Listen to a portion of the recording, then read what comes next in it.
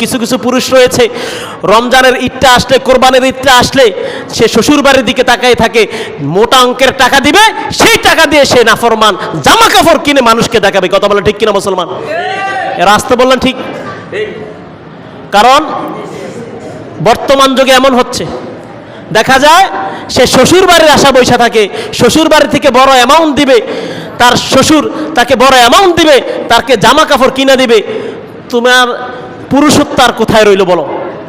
তুমি যে পুরুষ, সেই পুরুষত্ব তোমার কোথায় রয়েছে? তুমি একজন পুরুষ, তুমি হচ্ছে গিয়ে নেতা।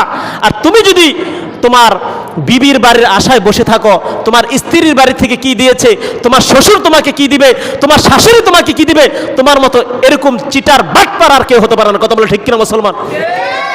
এই জন্য শ্বশুর বাড়ির আশা করা যাবে? প্রকৃতপক্ষে মুসলমান হইলে, প্রকৃতপক্ষে ইমানদার হইলে, প্রকৃতপক্ষের যুবক হইলে সে কশ্চিনকালে শ্বশুর বাড়ির আশা করতে পারে না। ঠিক কিনা বলেন?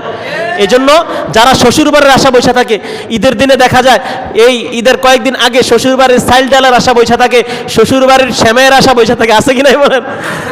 না, এদিকে মনে নাই, না এদিকে নাই মনে হয়, আল্লাহ মাফ করুক। শ্বশুর বাড়ির চাইল ডাল, শ্বশুর বাড়ির শ্যামাই, শ্বশুর বাড়ির সাবু, শ্বশুর বাড়ির খেজুর আশা বসে থাকে। এগুলো দিলে বিবি বাল বাচ্চা নিয়ে মজা করে খাইব। আস্তাগফিরুল্লাহ, আস্তাগফিরুল্লাহ।